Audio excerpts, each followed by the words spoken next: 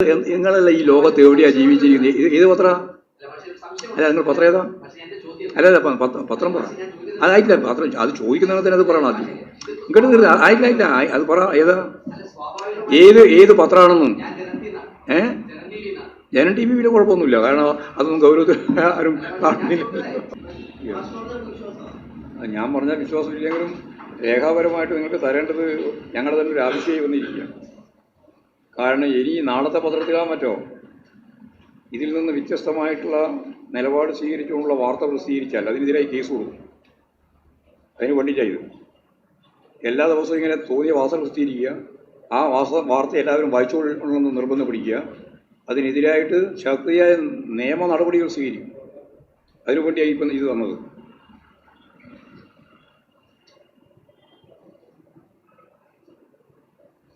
മതിയാകല്ലേ? ആ, അതെ.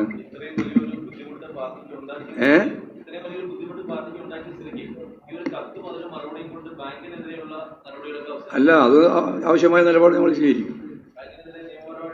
ആവശ്യമായ ബാങ്കിനെതിരായിട്ടില്ല, ബാങ്ക് അവർ തിരുത്തിയല്ലോ. ബാങ്കിന് പറ്റിയ പിശക് തെറ്റാണെന്ന് അവർ സമ്മതിച്ചു. അത് ഈ ടി ആണല്ലോ മാറിപ്പോയത്. ടിക്ക് പകരം ആണ് അവർ ചേർത്തത്. അത് തെറ്റായിപ്പോയി എന്നവർ പറഞ്ഞു, സമ്മതിച്ചു. അതിനെ ഈ നിങ്ങളെല്ലാം കൂടി ചേർന്നുകൊണ്ടാണല്ലോ പർവ്വതീകരിച്ച് പ്രശ്നമുണ്ടാക്കിയത്. ന്യായമായ കാര്യം ന്യായമാണെന്ന് മനസ്സിലാക്കിയാൽ അതെങ്കിലും നിലപാട് സ്വീകരിക്കാൻ കഴിയണ്ടേ? ആ,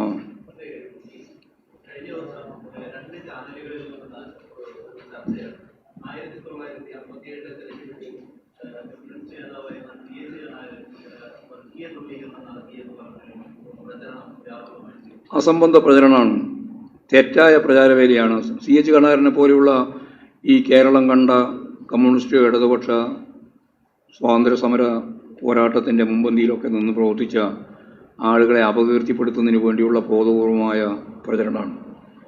അല്ലാതെ ഇക്കാലാണെങ്കിൽ കുറച്ചും കൂടി നമുക്ക് മനസ്സിലാക്കാം. അക്കാലത്ത് ജാതീയതക്കെതിരായും വർഗീയതക്കെതിരായിട്ടും ശക്തിയായ നിലപാട് സ്വീകരിച്ച് കേരളം തന്നെ, കേരളത്തിലെ ഏതെങ്കിലും ഒരു ഭാഗമല്ല, പൊതുവായി കേരളം തന്നെ മുമ്പോട്ടേക്ക് വരുന്നൊരു കാലമാണ്. ആ കാലത്ത് ഇമാതിരിയുള്ള സംഭവങ്ങൾ കെട്ടിച്ചമച്ചു ഉണ്ടാക്കുന്നത് ബോധപൂർവമുള്ള പ്രചാരണത്തിന് വേണ്ടി, വർഗീയതയെ സഹായിക്കാൻ വേണ്ടി ഉണ്ടാക്കുന്ന വാർത്തകളാണ് എന്നതാണ് സത്യം. അതിൽ യാതൊരു തരത്തിലുള്ള വസ്തുതയും തെളിവും ഉള്ളതല്ല.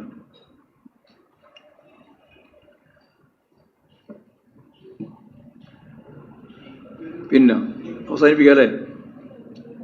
നമുക്കൊന്നും ചോദ്യം. ആ, അതിനെ സംബന്ധിച്ച് അതും അവർ അവസാനിപ്പിക്കാൻ തയ്യാറെങ്കിൽ അതിനെതിരായിട്ട് കേസ് കൊടുക്കണമെന്നാണ് ഉദ്ദേശിക്കുന്നത്.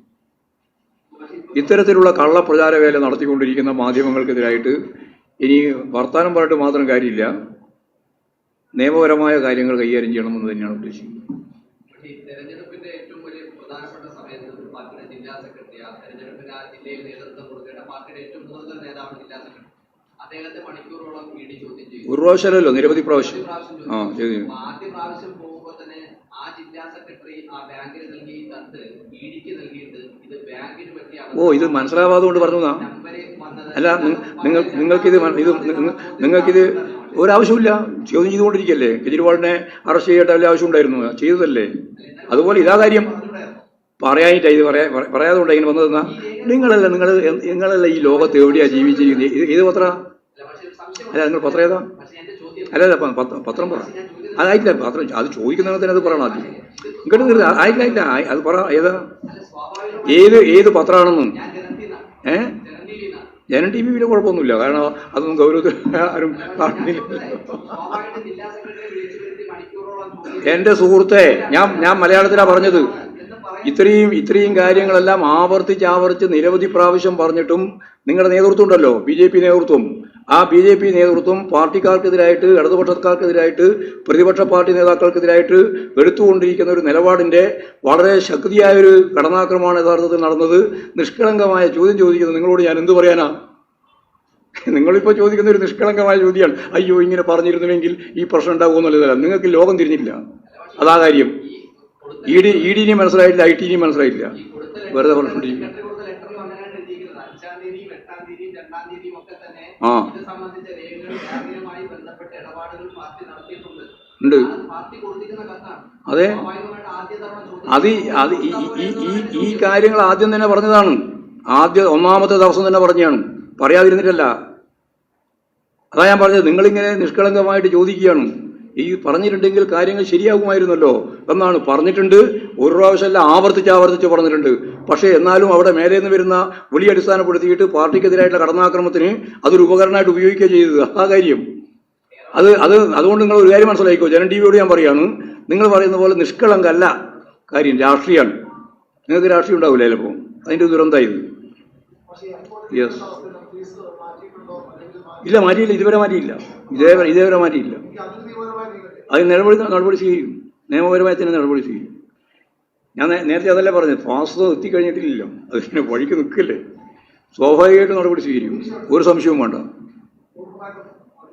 നല്ല പ്രതീക്ഷയിലാണ്. നരേന്ദ്രമോദിയുടെ അവസ്ഥ എന്താണെന്ന് ഞാൻ പറയാണ്ട് തന്നെ മനസ്സിലായില്ലേ. ഇത്ര ദുർബലനായ ഒരു പ്രധാനമന്ത്രി ചരിത്രത്തിൽ ഇന്നേ വരെ ഉണ്ടായിട്ടില്ല. എല്ലാ രാഷ്ട്രീയവും വിട്ട് വെറും ജാതിയും മതവും വർഗീയതയും പ്രചരിപ്പിക്കുന്ന ഒരു ഇന്ത്യൻ പ്രധാനമന്ത്രിയുടെ അപമാനകരമായ ചിത്രമല്ലേ ഈ ലോകം മുഴുവൻ കണ്ടുകൊണ്ടിരിക്കുന്നത്. ഇതുപോലെ ചീപ്പായ, ഇതുപോലെ ദുർബലനായ ഒരു ഇന്ത്യൻ പ്രധാനമന്ത്രി ഇതിനു മുമ്പ് ഒരിക്കലും ഉണ്ടായിട്ടില്ല. എല്ലാവരും വലിയ പ്രതീക്ഷയായിരുന്നു. അഞ്ചളവിൻ്റെ എല്ലാം വീതി നീളെല്ലാം നോക്കിയിട്ട് എല്ലാം സാഗർ തരിപ്പണയില്ലേ. നമ്മുടെ താഴെ ഒരു RSSൻ്റെ, മേലത്തെ RS ഒന്നുമല്ല, മോഹൻ ഭഗവതിനൊന്നുമല്ല ഞാൻ ഉദ്ദേശിക്കുന്നത്, താഴെ നമ്മുടെ നാട്ടിലെ ഒരു RSകാരൻ്റെ നിലവാരം പോലും ഈ ഇന്ത്യൻ പ്രധാനമന്ത്രിക്ക് വർഗീയ പ്രചരണം നടത്തുന്നതുമായിട്ട് ബന്ധപ്പെട്ടിട്ട് താരതമ്യം ചെയ്യാൻ സാധിക്കാത്ത രീതിയിലുള്ള ദുരന്തപൂർണമായ അവസ്ഥയിലാണ് ഇന്ത്യൻ പ്രധാനമന്ത്രി എത്തിച്ചേർന്നിട്ടുള്ളത്. BJP നേതൃത്വവും അങ്ങനെ തന്നെയാണ്. ഏത് അതൊക്കെ നിങ്ങൾ ഞാൻ നേരത്തെ ഞാൻ പറഞ്ഞതാണ് മറുപടി. അല്ല, ഞാനിപ്പോൾ അതിന് വേറെന്താ പറയേണ്ടത്? അയാൾ പാർട്ടിയിലുള്ള ആളല്ലല്ലോ, പാർട്ടിയിൽ നിന്ന് പുറത്തു നിൽക്കുന്ന ഒരാളല്ലേ. അയാളെ പാർട്ടിയിൽ നിന്ന് പുറത്തു നിൽക്കുന്ന സന്ദർഭത്തിൽ പലരും സന്ദർശിക്കുന്നുണ്ട്. അദ്ദേഹം തന്നെ പറഞ്ഞു, എന്നെ പലരും കാണാൻ വരുന്നുണ്ട്, ഞാൻ ഇനി അഥവാ പോകുന്നുണ്ട് നിങ്ങളോട് പറഞ്ഞിട്ട് പറഞ്ഞു. അപ്പോൾ അന്നേരം പറയുന്നത് കേട്ടിട്ട് പോകുന്നുണ്ടെങ്കിൽ പോട്ടെ നോക്കുക, അത്രയും അത്രയും എടുക്കാൻ സാധിക്കുള്ളൂ. ഞാൻ ഉറപ്പായിട്ട് പറഞ്ഞല്ലോ, പോകുന്ന പ്രശ്നമില്ല. പിന്നെ നിങ്ങൾക്ക് സംശയം തീർന്നുകൊണ്ടേയിരിക്കുന്നില്ല. അപ്പോൾ അന്നേരം നിങ്ങളോട് പിന്നെ എന്ത് പറയേണ്ടത്? അതേന്ന് മോശം പരാമർശം പലയാളെ പറ്റി നടത്തുന്നുണ്ട്. അതൊക്കെ പരിശോധിച്ച് ആവശ്യമായ നിലപാട് നമുക്ക് എടുക്കാം. അതൊക്കെ വെറുതെ പറയുന്നതാണ്. ആര്?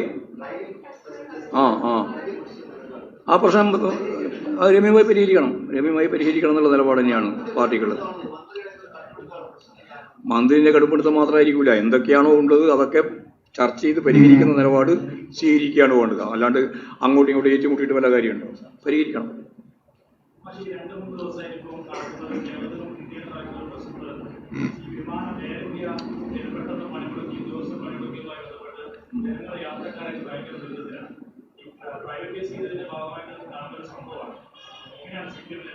അല്ല, പ്രൈവറ്റൈസേഷന്റെ ഭാഗമായിട്ട് എന്താ സ്ഥിതി എന്നുള്ളത് ലോകം മനസ്സിലാക്കുകയാണ്. എയർ ഇന്ത്യ എക്സ്പ്രസുമായിട്ട് ബന്ധപ്പെട്ടിട്ടുള്ള ജീവനക്കാരുടെ സമരം അത് രമ്യമായി പരിഹരിച്ച് പോകേണ്ടതാണ്.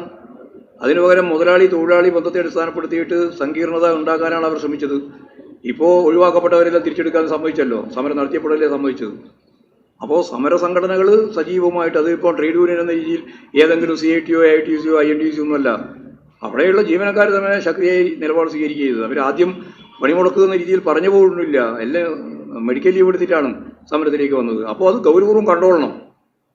തൊഴിലാളി വർഗം, അധ്വാനിക്കുന്ന ജനത ഒരു ശരിയായ നിലപാടിന് വേണ്ടി മുമ്പോട്ടേക്ക് പോയാൽ നിന്റെ ഒരു വിമാനവും പറക്കൂല എന്നാൽ ശരിയായ ഒരു ദിശയാണ് അത് നൽകുന്നത്. പറക്കണമെങ്കിൽ ഇതിൻ്റെ പിന്നിൽ പ്രവർത്തിക്കുന്ന ജീവനക്കാരുണ്ടാവണം. അവരെ അസംതൃപ്തിപ്പെടുത്തി ഞാൻ എല്ലാറ്റിൻ്റെയും മുതലാളിയായി മാറിക്കഴിഞ്ഞിരിക്കുന്നു, അതുകൊണ്ട് ഇനി എനിക്ക് ആരോടും ബാധ്യതയില്ല എന്ന നിലപാട് സ്വീകരിച്ചാൽ ഉണ്ടാകുന്ന പ്രശ്നമായിരുന്നു. അത് രമ്യമായിട്ട് അന്നേ പരിഹരിക്കേണ്ടതാണ്. പരിഹരിക്കാൻ താമസിച്ചു, ഇപ്പോൾ പരിഹരിച്ചു, അത്രയേ ഉള്ളൂ.